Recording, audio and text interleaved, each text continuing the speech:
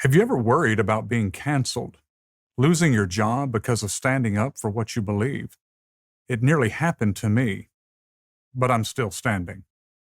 My name is Dr. Nicholas Merriweather. For over 20 years, I've had the joy of serving as a philosophy professor at Shawnee State University in Portsmouth, Ohio. During that time, I focused my scholarship and teaching on the intersection of philosophy, ethics, religion, and political theory. When I began teaching my political philosophy class in the spring of 2018, I had no idea the first day's discussion would bring me to the U.S. Court of Appeals for the Sixth Circuit, but it did. On that day, a male student raised his hand, and I responded with a simple, "Yes, sir." I refer to my students as sir or ma'am or by a title, Mr. or Miss, for example, and their last name.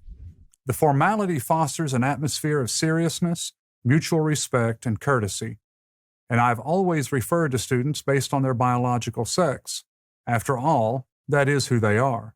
After class, this student approached me, identified himself as a woman, and insisted that I refer to him as such, using feminine terms. When I expressed reservations about his demands, the student became belligerent, got in my face, and began circling around me to intimidate me. Swearing at me, he promised to get me fired if I didn't instantly agree to his demands. Within days, I offered to accommodate him. I was willing to use any name he preferred, and I was also willing to simply drop sir, ma'am, and other sex-specific titles for him. I had hoped that university administrators would understand my position, even if some disagreed with it. At first, they agreed that I had struck the right balance. After all, I was willing to avoid using a pronoun that offended my student. So why would they force me to use a pronoun that offends my conscience? But that wasn't enough to satisfy the student, and the university soon reversed its position. Officials now insisted that I either use identity-based terms, including recently concocted pronouns like zir and z, for all students, or eliminate all sex-referencing terms from my vocabulary at all times. This would have required me to speak English as it has never been spoken in the history of the language. If I didn't agree to abide by the university's coercive demand, I faced punishment that could end my career.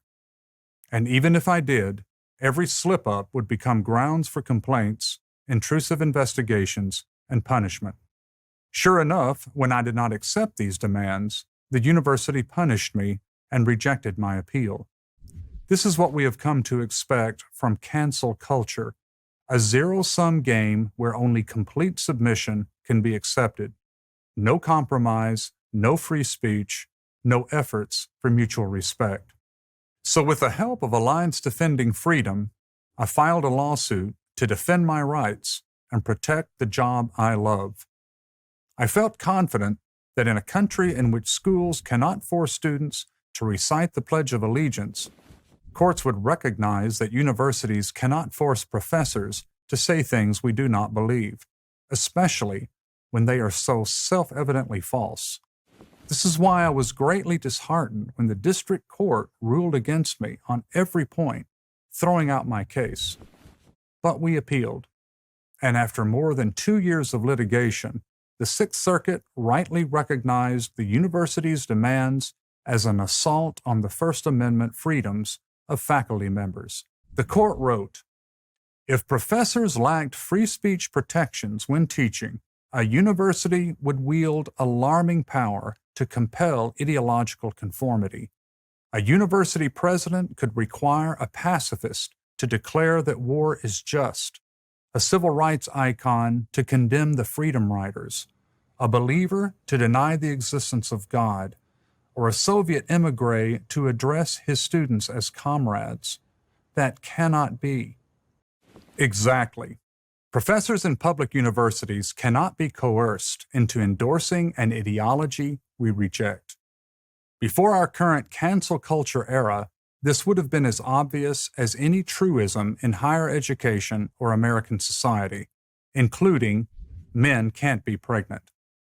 This was never just about a pronoun. It's about what that pronoun communicates. It's about being forced to endorse an ideology. Tolerance is a two-way street. A university classroom is not an assembly line for one type of thought. Students, and more importantly, administrators, must learn to accept that the freedom to disagree is part and parcel of living in a free society, and they need to do so before it's too late. Find out more about cases like mine at adflegal.org. You can also find more videos like this on Alliance Defending Freedom's YouTube channel, Facebook page, and at adflegal.org/freedommatters.